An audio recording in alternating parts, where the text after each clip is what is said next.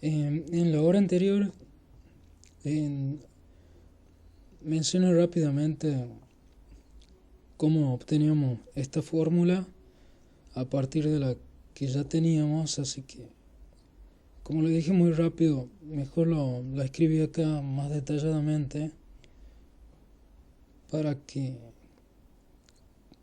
para que vean bien cómo son cómo se manipulan este tipo de índices, cuáles son los trucos que se suelen usar. Em, la fórmula inicial que teníamos de cambio de vectores de base era esta. Ahora lo que hacemos es en exactamente esta misma fórmula que cambiamos los nombres de los índices nada más. No hacemos ninguna manipulación, sino simplemente cambiar los nombres. A lo que es mu le llamamos nu y a lo que es nu le llamamos mu. Entonces eso es lo único que hacemos acá. Bien, dado eso, multiplicamos acá ambos lados por esta matriz inversa con alfa y nu y sumamos nu y acá nos va a quedar una delta de Kronecker en alfa mu. Sumamos en mu, entonces queda esto alfa. Entonces, si volvemos entonces la base primada en alfa igual a esto. Y si volvemos a hacer un cambio de nombre de los índices, a alfa le llamamos mu, obtenemos la fórmula esta que yo mencioné anteriormente, que era esta, y que después usamos en un momento para obtener el cambio de componentes de base.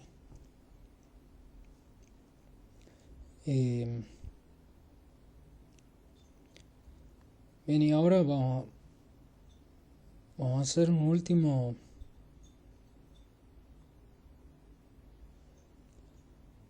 cálculo de este tipo para obtener otra fórmula de cambio de base que vamos a necesitar. Anteriormente habíamos derivado la siguiente fórmula para los cambios de base en duales.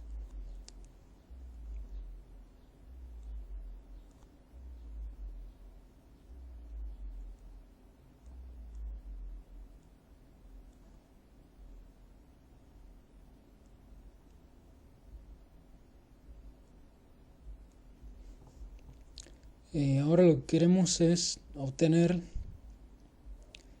a la primada en términos de la no primada. Entonces simplemente usamos los mismos trucos que ya vimos. Acá multiplicamos por esta matriz.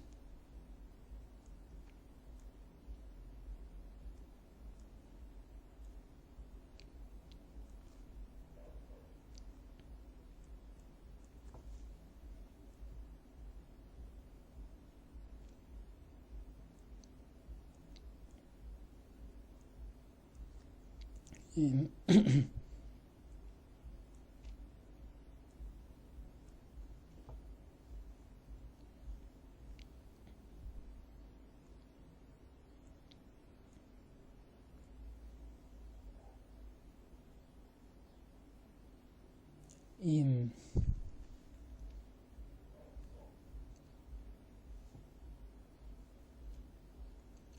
esto de nuevo nos va. La suma en nu queda una delta en mu alfa y después la suma en mu nos transforma esto en alfa, con lo cual si volvemos a renombrar de nuevo al alfa como mu.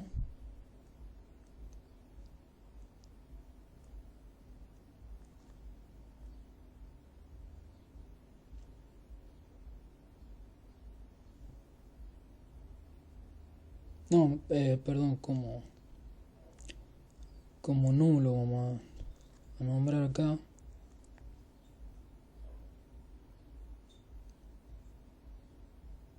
Y esta suma la vamos a reescribir como mu.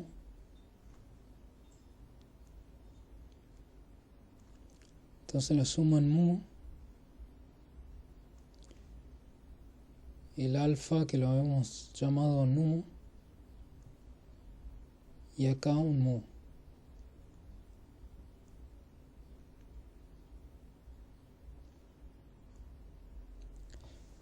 Y esta sería la fórmula para los vectores primados duales en términos de los no primados.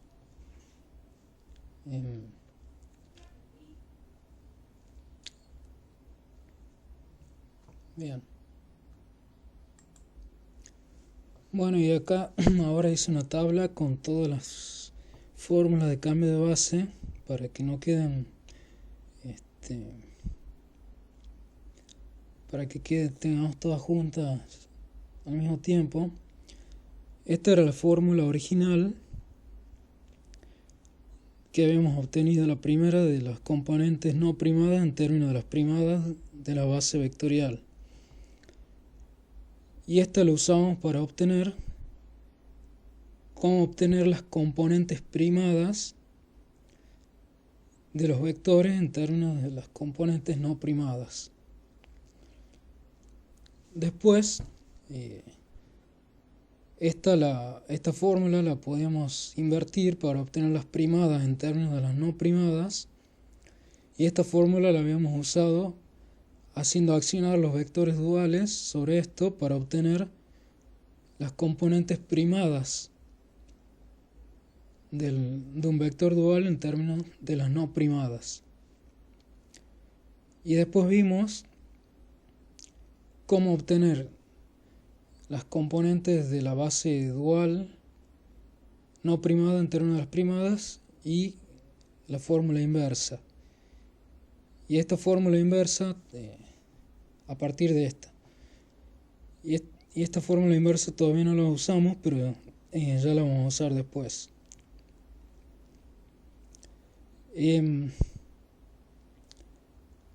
Acá lo que trata de hacer es siempre mantener la matriz de la misma manera, o sea, siempre con los índices mu, nu, siempre. Y que lo sumo lo que cambie sea que sea la matriz o la inversa. Entonces vemos que cómo van a ir cambiando cuando estamos con la base vectorial, se suma siempre en nu. Y de acuerdo a que estemos calculando la primada o la no primada, será la matriz directa o la inversa.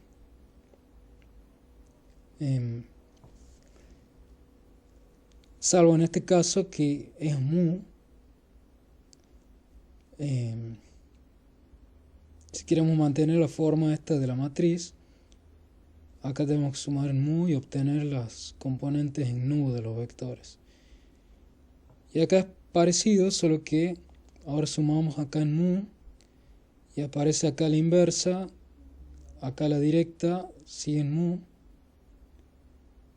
y acá en nu para obtener las componentes primadas en mu. Pero siempre esto. Y esto cuando el cambio de coordenadas, cuando las matrices de cambio de base vienen de un cambio de coordenadas, son de esta manera. Siempre nu y mu, lo que cambia es el primado va arriba cuando es directa y el primado va abajo cuando es inversa. Bien.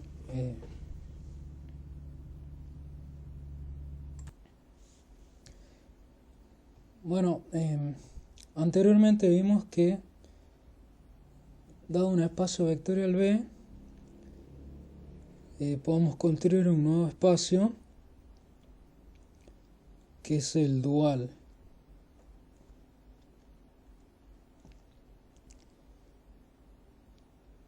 Y que la dimensión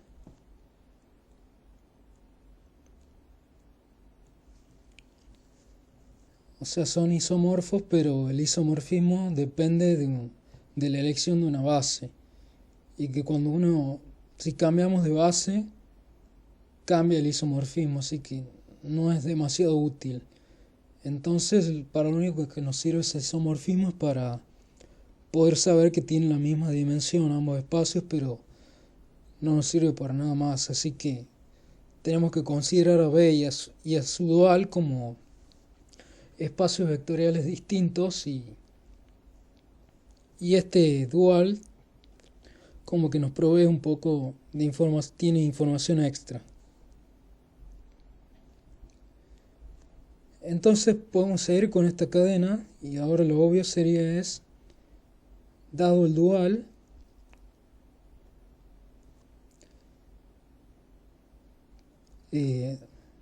hacer el dual del dual.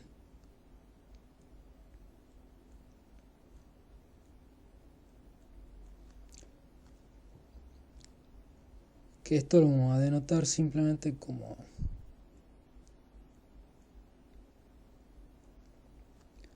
este se llama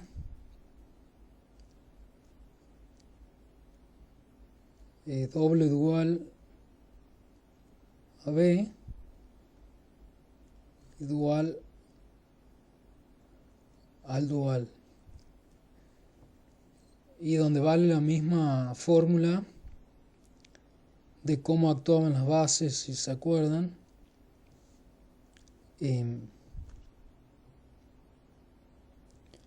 Ahora vamos a tener que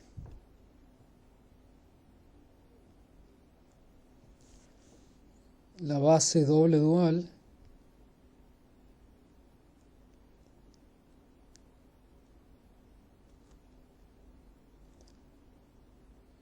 actuando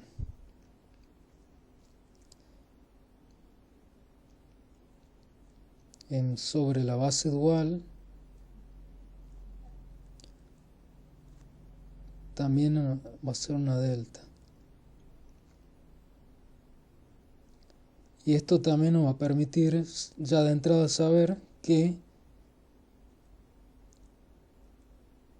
la dimensión del doble dual es la misma que del dual, que era la misma de B, que es n. Sin embargo, de nuevo, en este caso, cuando el isomorfismo lo hacemos a través de estas bases, de nuevo pasa lo mismo que antes, que depende de la base. O sea, para lo que nos sirve es para establecer este tema de que tienen las mismas dimensiones. Sin embargo, ahora en el caso del doble dual, pasa algo especial, que es lo siguiente.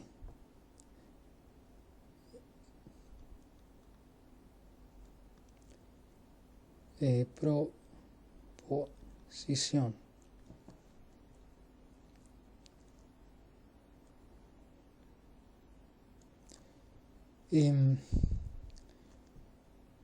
El doble dual es canónicamente isomorfo al espacio inicial B. Esto se suele denotar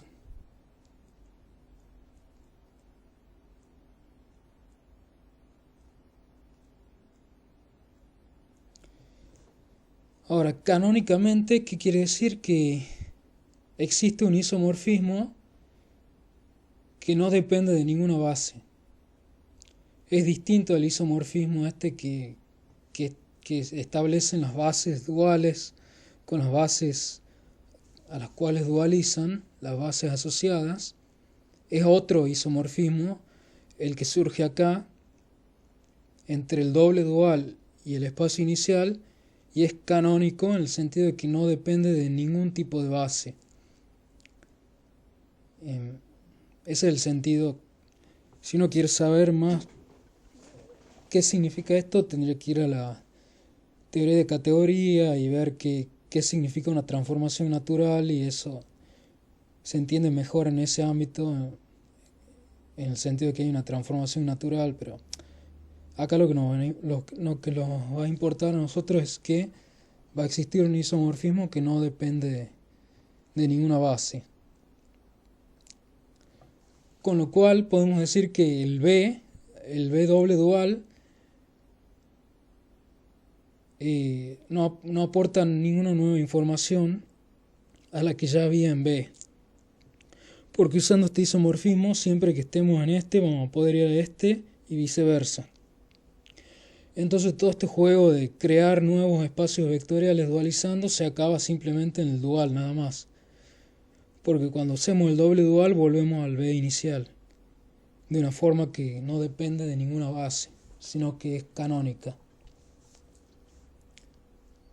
Bien, entonces ahora construyamos ese isomorfismo. Entonces tomemos un T perteneciente a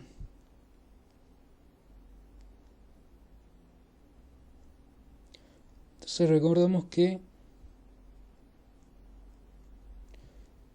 un T cualquiera en ese espacio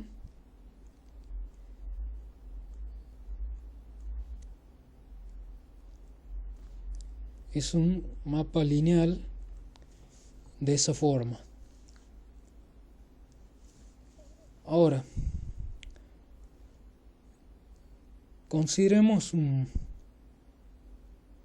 vector B en B y podemos ver que siempre va a haber un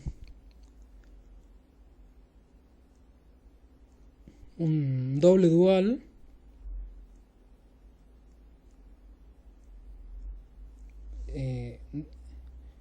cuya acción es de esta forma.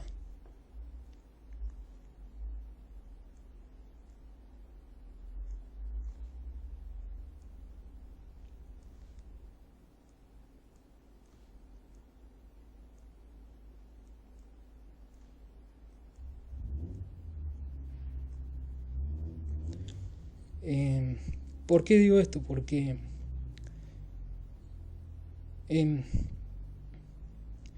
este espacio es el de todas las transformaciones lineales de esta forma.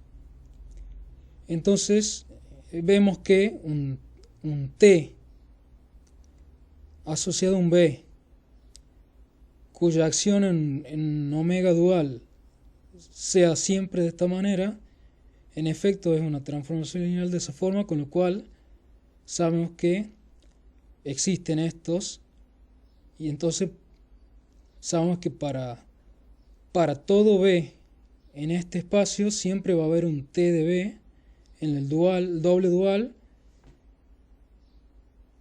y además que este T de B es de esta manera.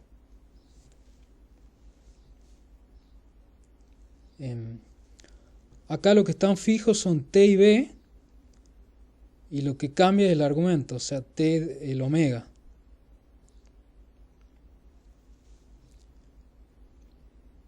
Lo que estamos diciendo acá es que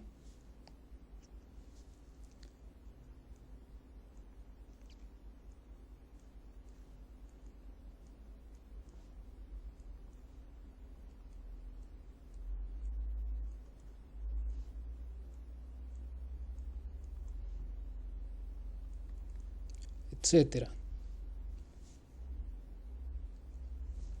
Es decir, que estamos estableciendo un mapa de B al doble dual,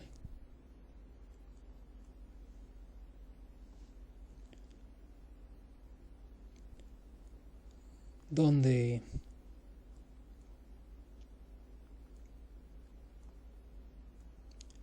esto es tal que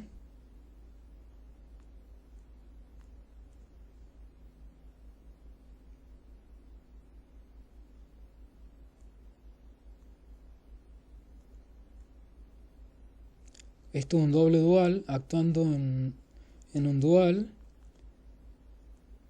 es el dual en B.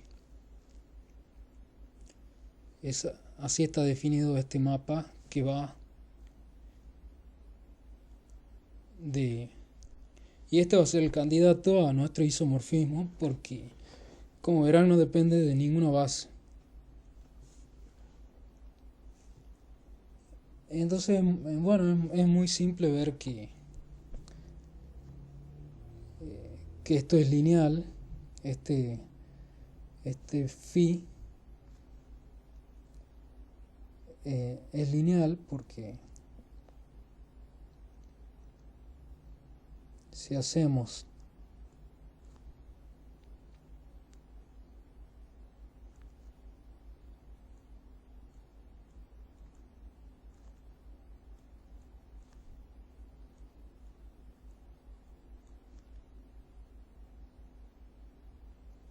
entonces esto nos queda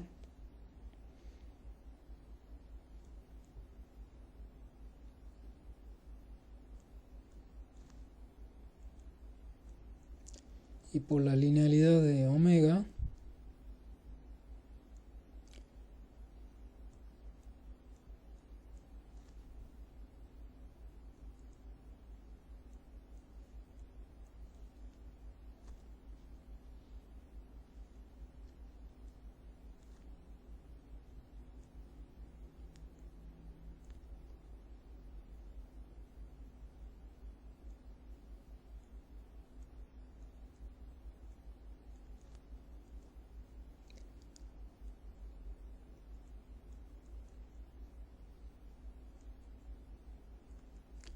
es decir, ahora sacando entonces la acción en omega, simplemente nos queda, perdón, este es un alfa, no es un 2.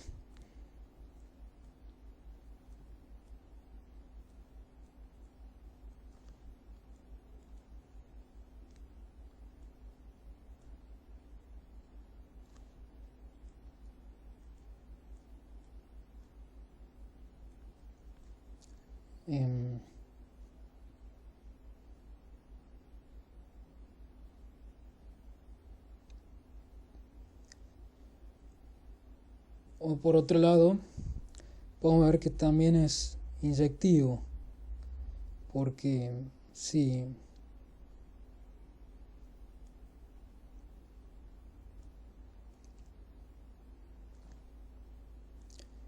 planteamos la igualdad de esta,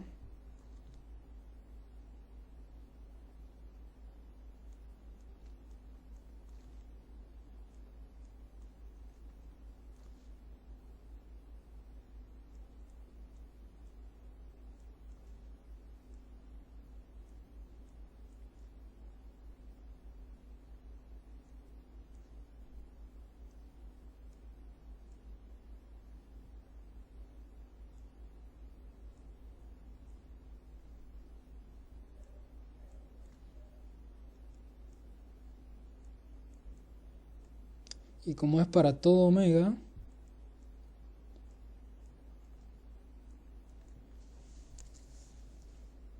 B1 es igual a B2.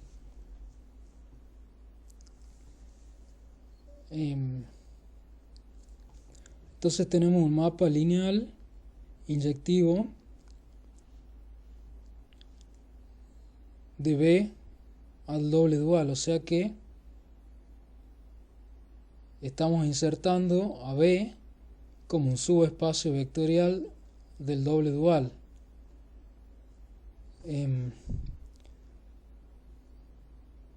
Y ahora, ¿cómo sabemos que sea surjectivo? Además, eso es simple porque ya sabemos de antemano que tienen la misma dimensión. Entonces, y como el mapa este es lineal, lo está insertando como un subespacio. Y como son de la misma dimensión, el doble dual no tiene dimensión extra como para que ahí haya un t tal que no se lo pueda expresar de esta forma, sino que eh, se agotan las dimensiones en n y con este mapa entonces nos cubre todo este espacio. Entonces que las dimensiones sean iguales, como que habíamos obtenido con ese resultado con el isomorfismo anterior, que sí dependía de bases, obtenemos que esto tiene que ser surjetivo además. Con lo cual, este mapa, en efecto, establece el isomorfismo canónico entre estos dos espacios que era lo que buscábamos.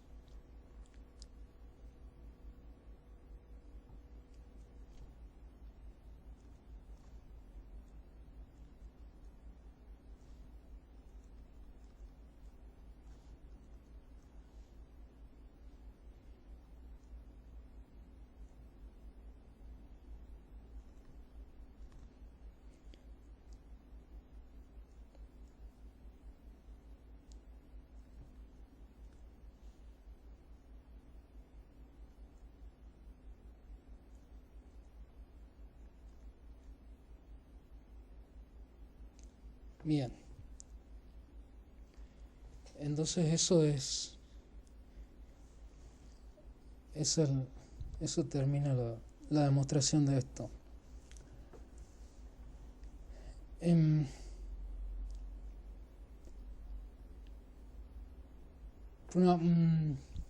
Sin embargo, quizá una forma más para ganar un poco más de intuición de este resultado abstracto y, y de cómo es que en realidad va a aparecer porque este resultado va a aparecer constantemente en la práctica, entonces hay que acostumbrarse a cómo va a aparecer este resultado en la práctica.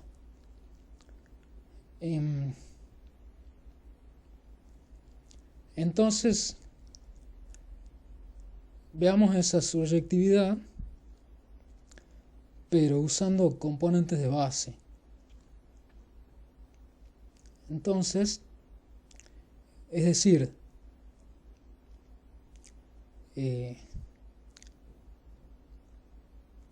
sea la base doble dual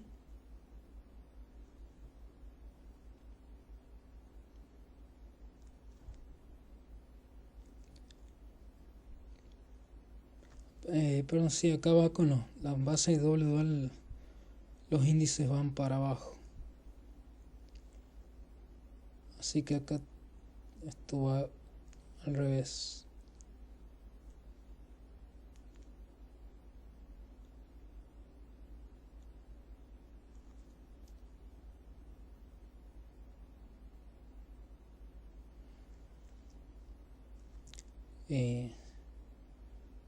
Una, una base doble dual y además que sea la asociada a la dual y cuya dual es la asociada a una base inicial en el espacio B, o sea, dual a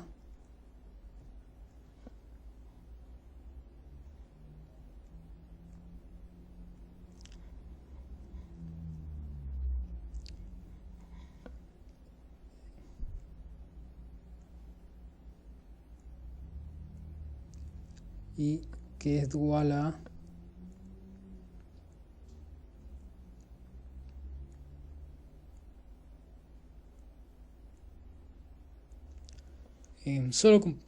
solo ahora que estamos discutiendo el doble dual le ponemos las estrellitas acá, después no le vamos a poner más, solo para evitar confusiones. Entonces, queríamos ver lo de la surjetividad. Entonces tenemos que, dado un t o para todo t en el doble dual, queremos ver que exista un b tal que aplicado el isomorfismo nos devuelve el t.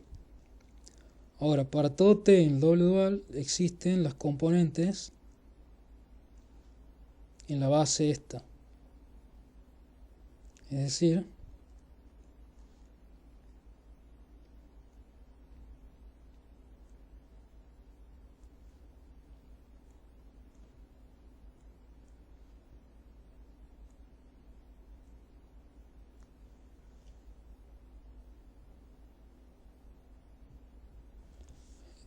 con lo cual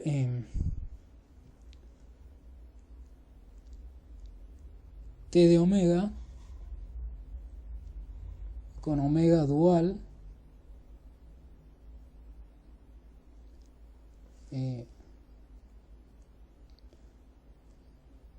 nos va a dar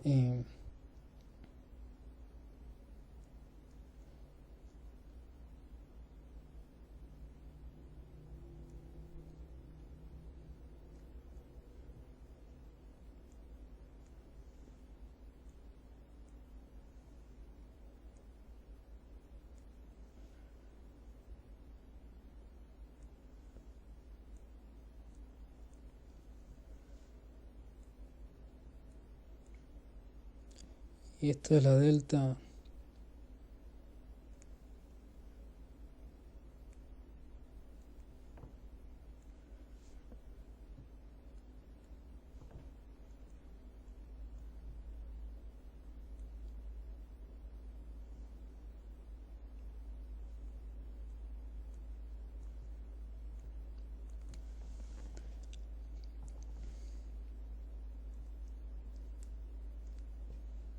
bien.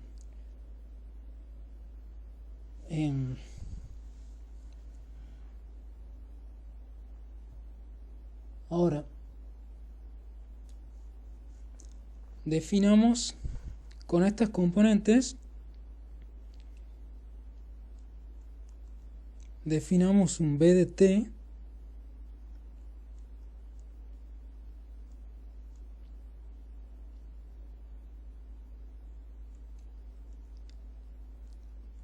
y que depende de esta base doble dual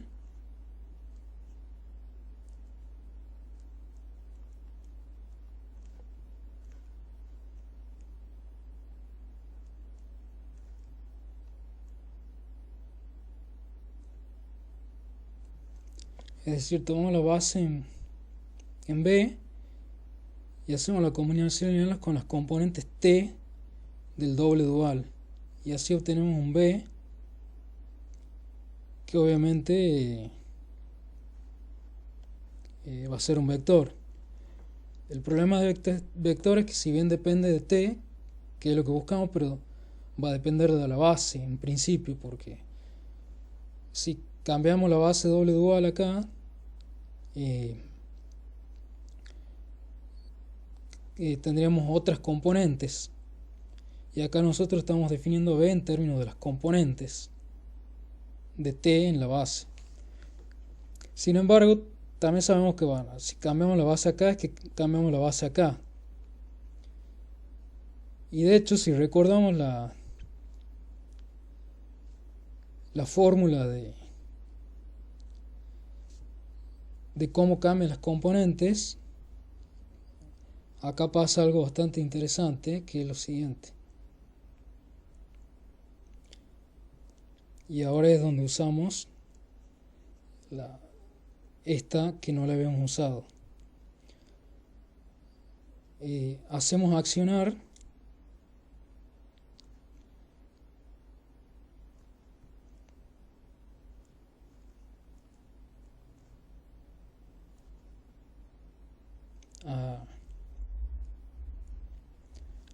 a t en la base dual primada, y esto nos va a dar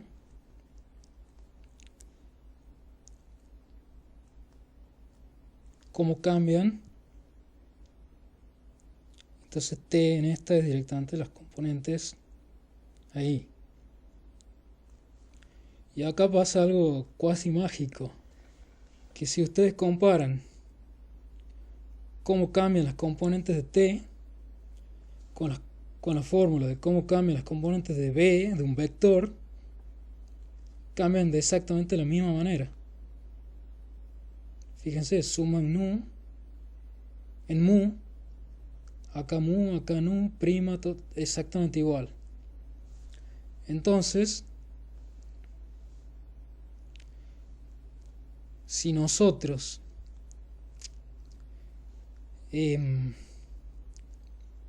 si nosotros vamos acá y cambiamos,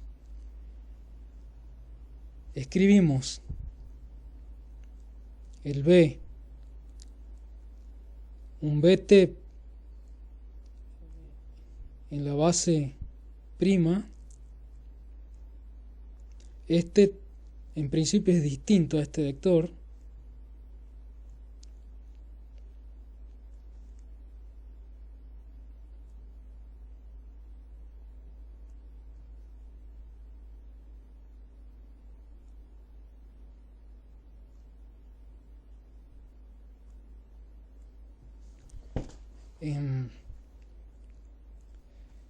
y ahora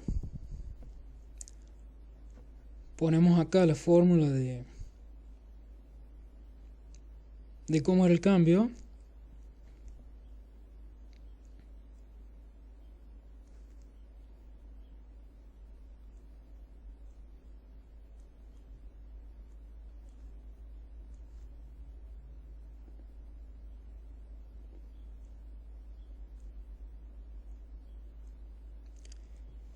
Pero si recordamos, volvemos a la tabla, tenemos suma primada en nu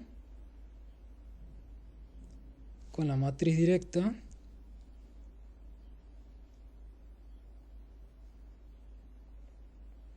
entonces suma primada en nu con la matriz directa es la base inicial, que era lo que esperábamos porque cambian de la misma forma.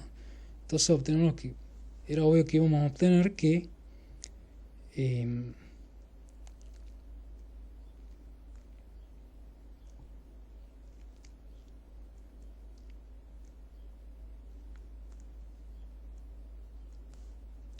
con lo cual este es igual al bt que en la base dual, doble dual no primada. Es decir, este b que nos hemos construido inicialmente en términos de componentes resulta que no depende de ninguna base. ¿Por qué? Por esta característica que tienen de que las componentes del doble dual cambian de exactamente la misma manera a cómo cambian las componentes de los vectores.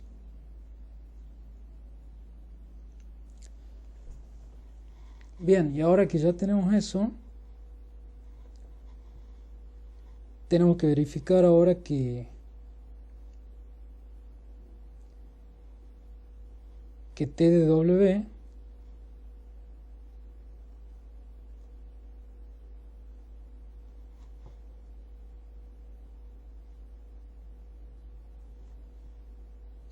era, lo que habíamos obtenido antes era que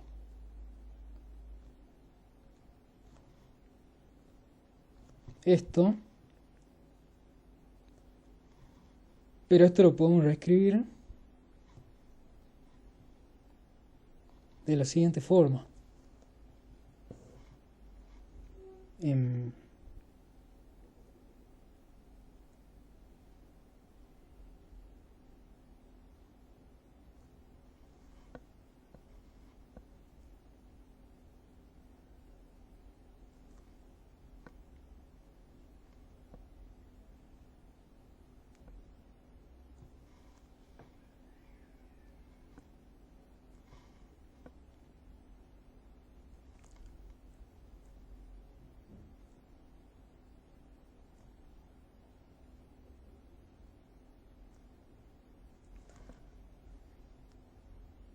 Porque esta es una delta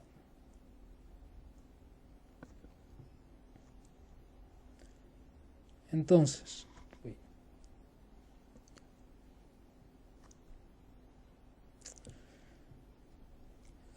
por linealidad, esto, la suma y todo de t con este entra para acá, y este se queda acá, y esto que nos queda simplemente, pero como ahora la componente de t está sumada no con la base doble dual, sino con la base de vectorial, este era el b. Entonces, no sé qué le pasa a esto. Esto es simplemente el omega de b. Entonces vimos que dado t, podemos construir un b tal que phi de b es igual a t. O sea que sería surjetivo.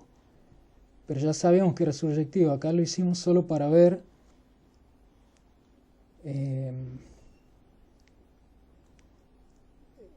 esto que ocurre con las componentes de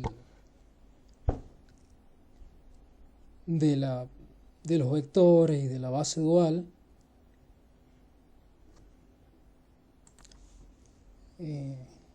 Y entonces, dado que las componentes de los doble duales transforman igual que las componentes de los vectores usuales, lo que uno hace es pensar directamente como si los vectores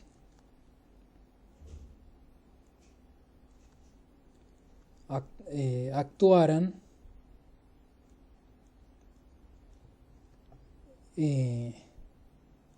sobre los duales.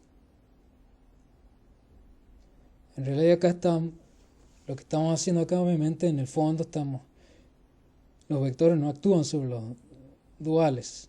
Esto en realidad es un doble dual y estamos usando el isomorfismo, usando el hecho de que las componentes en base transforman exactamente iguales.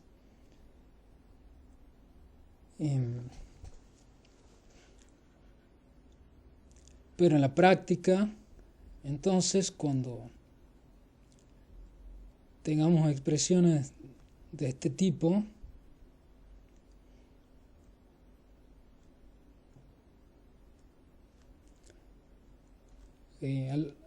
vimos muy al principio que las podemos ver, esto viene de omega actuando en b, pero ahora la podemos ver como b actuando en w, o en omega, perdón.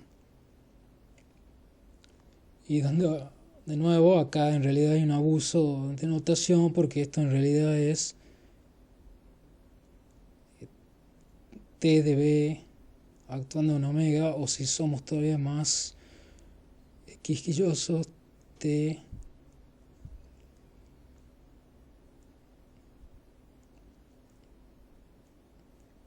o sea,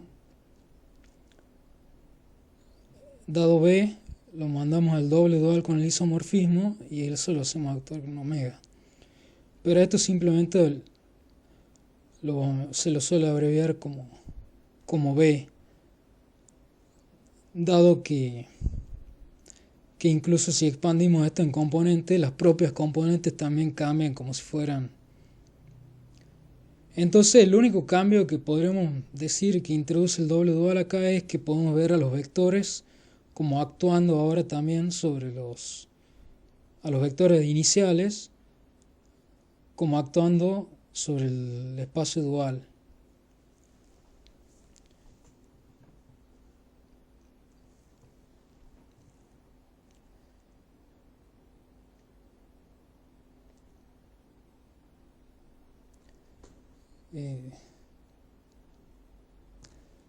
Puede parecer un poco confuso esto, pero bueno, para definir tensores se necesita se necesita hacer esto.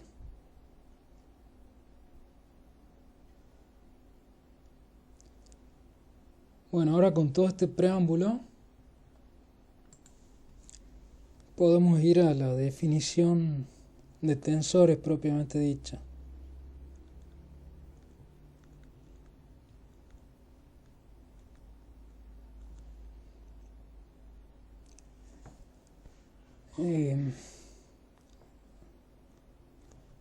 Dado un espacio vectorial B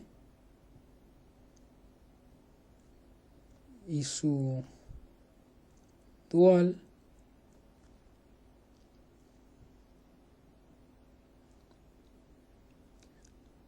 un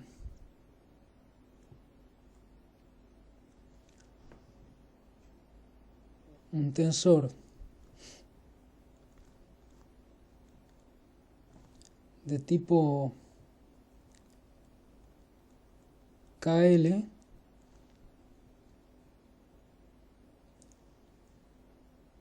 es un mapa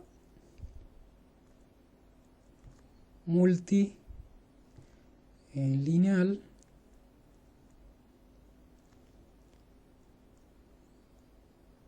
de la forma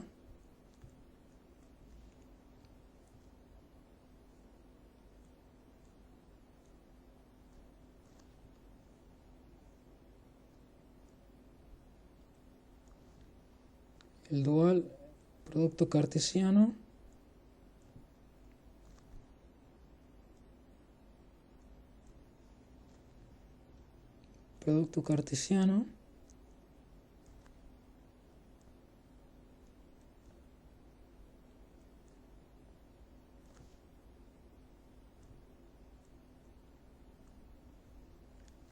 donde acá tenemos k veces, o sea, el producto cartesiano del dual consigo mismo k veces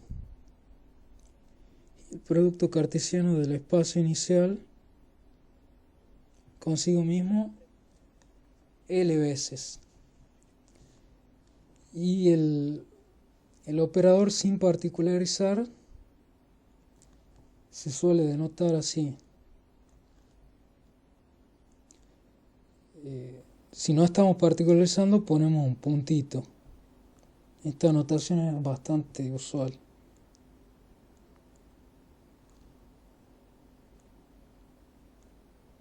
Y separamos con un punto y coma. Acá irían los K duales y acá irían los K vectores.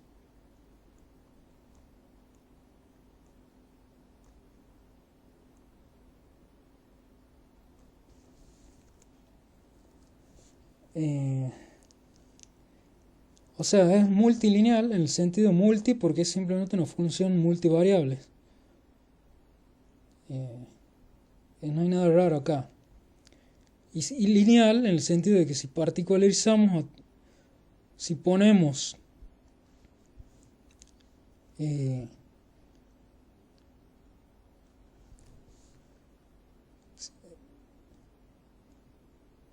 ahora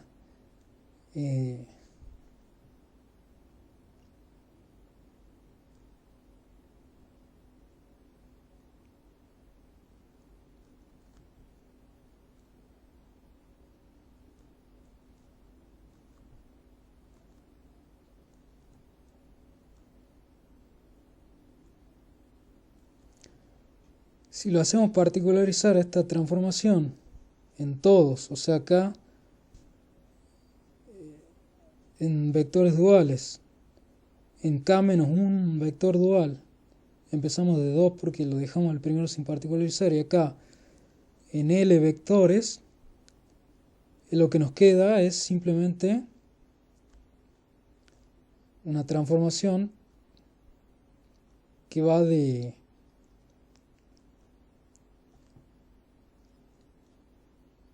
y a eso le pedimos que sea lineal, y así con todo variando podemos poner acá un omega 1 y acá lo tachamos y le pedimos que sea lineal. O acá tachamos esto y nos va a quedar y le pedimos que sea lineal y así, etcétera. Eso quiere decir que sea multilineal.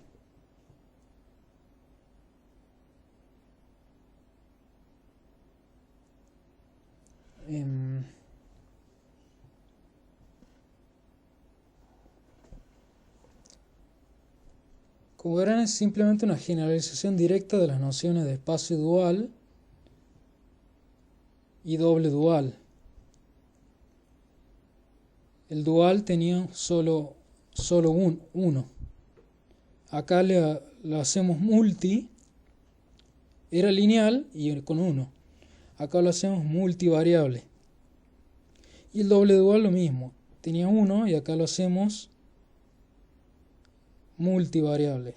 Y además juntamos dual y doble dual, o lo que es lo mismo, dual y doble dual o vectores, o sea, todo en un solo mapa múltiple.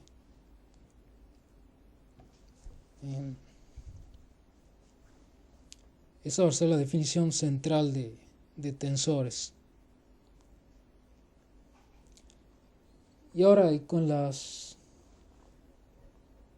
reglas usuales de producto de suma entre tensores del mismo tipo y producto por una escalar, el conjunto de todos los tensores del mismo tipo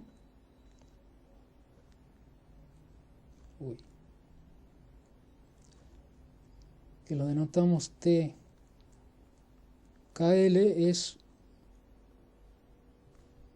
un espacio vectorial, cual no es muy sorprendente que digamos.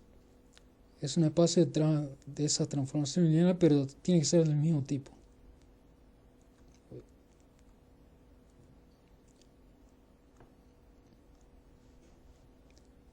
Es un espacio vectorial. Ahora veamos. Un tensor de tipo 0,1, ¿qué es lo que sería? Acá no hay nada y tenemos 1 acá. O sea, sería un vector dual.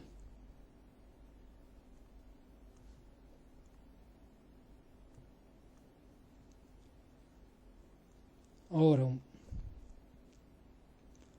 un tensor de tipo 1,0, o sea, no hay nada acá y acá es solo 1, si era uno de estos sería un doble dual. O lo que es lo mismo,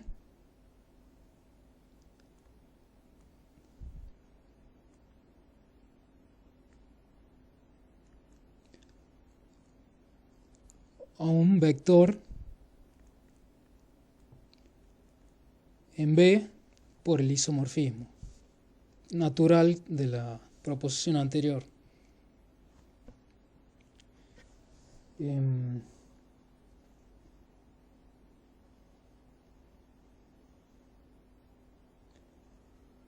Y también podemos tener cosas más interesantes, como por ejemplo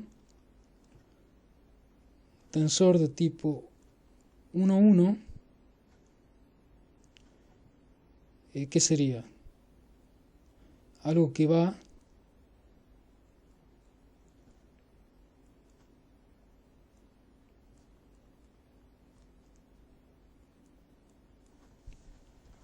entonces, si lo hacemos a este T actuar sobre el vector,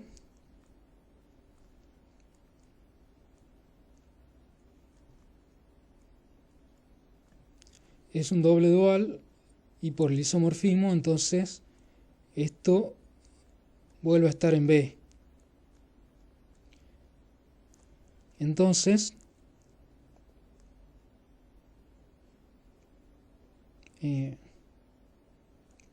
pertenece. Entonces, ¿esto qué sería? Algo que toma un B y nos vuelve a B. O sea que es una transformación lineal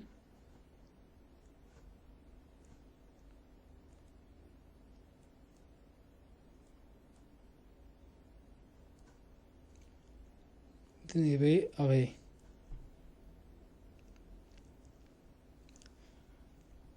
No podemos decir lo mismo de lo que sean, por ejemplo, un tensor de tipo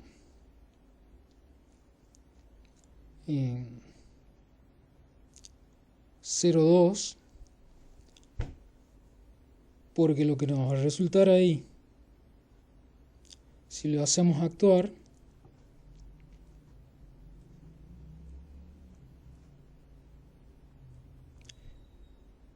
acá todavía queda un B, o sea que esto va a ser una especie de transformación lineal que va de B al dual, o un tensor de tipo 2,0 va a ir del dual, una transformación lineal que vaya del dual al doble dual, o sea B. Solo cuando tengamos una métrica vamos a poder llevar esto de forma canónica a B de nuevo, con lo cual solo con la estructura tensorial, lo que son transformaciones lineales en el sentido usual de B a B, son los de tipo 1 a 1. Y fíjense que acá también podríamos haber hecho, en el caso de 1 a 1, en vez de hacerlo actuar en B, hacerlo actuar en un omega.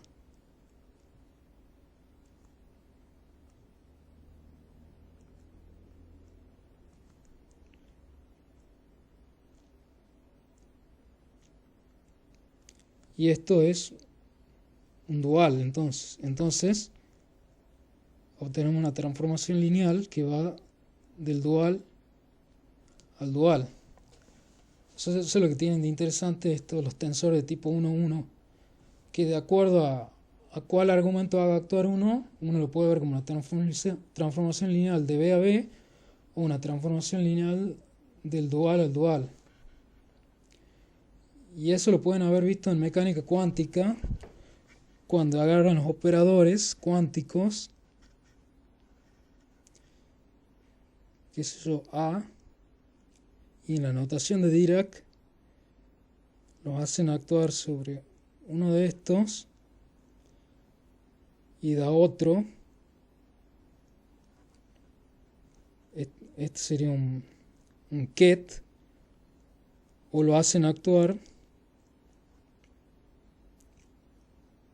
sobre uno de estos al mismo operador pero por el otro lado con un bra, y eso nos da un bra, porque en el fondo lo que se está usando es esto, que esto en realidad es un tensor de tipo 1 1, y dependiendo de si uno lo hace actuar inicialmente en un vector o en un vector dual, va a ser una transformación lineal de B a B o de B estrella a B estrella.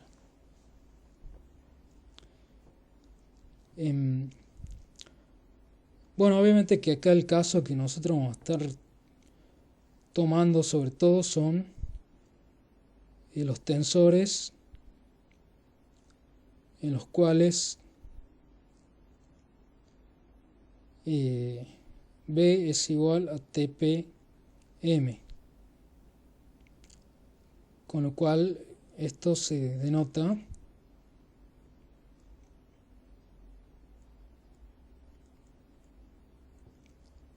de esta manera. Pero también en principio uno puede tomar esto como la fibra de cualquier fibrado vectorial, no solo el fibrado tangente, y así obtener tensores sobre ese fibrado vectorial en una variedad. Y bueno, tomando secciones uno puede tener campos tensoriales, acá basado en el fibrado tangente, o puede tener campos tensoriales basados como secciones de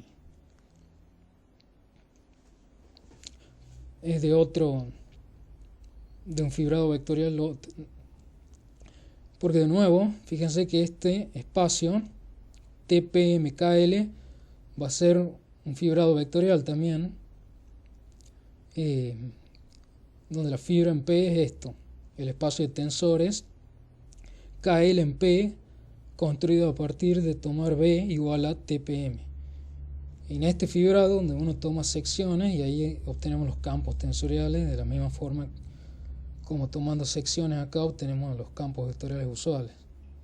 Y si tomamos un B, que puede ser el espacio espinorial, o el espacio, o que la fibra puede ser el espacio espinorial, o un espacio interno, obtendremos tensores de otro tipo, tensores espinoriales o tensores internos.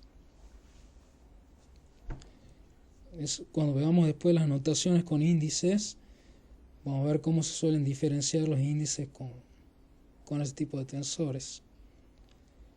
Y bueno, ya para la clase que viene, bueno, ya veremos las propiedades, todas las distintas propiedades y operaciones que se pueden hacer con tensores.